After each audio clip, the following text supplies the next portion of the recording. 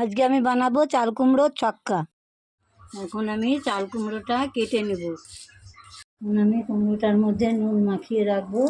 নুন মাখালে কুমড়োটা নরমও হবে, জল বেরিয়ে যাবে। আলুটা ভেজে নেব। এখন আমি আলুটা ভেজে নেব।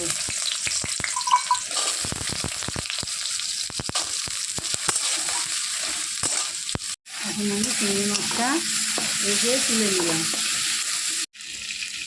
তেল আছে শুকনো লঙ্কা, তেজপাতা, জিরে, পেঁয়াজ কুচি দিলাম। পেঁয়াজটা একটু ভেজে নিয়ে তারপরে আমি কুমড়োটা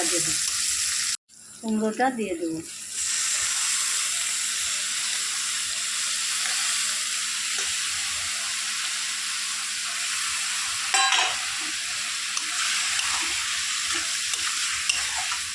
আর নুন দেবো,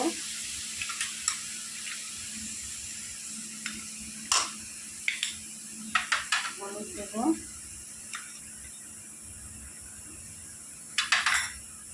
হলুদ দিয়ে এখন নাড়াচাড়া করে ঢেকে রাখলাম। মাছটা চিংড়ি মাছটা দিয়ে দেবো। এখন আমি মশলা দেবো। লঙ্কা দিলাম, জিরে বাটা,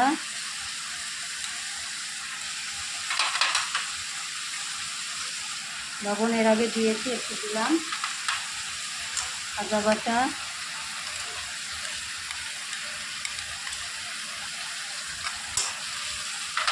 দিয়ে এখন নাড়াচাড়া করে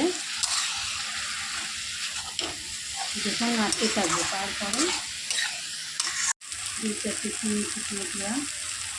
এখন আমার কষা হয়ে গেছে, তাই আমি এখন গরম জল দিয়ে দিচ্ছি।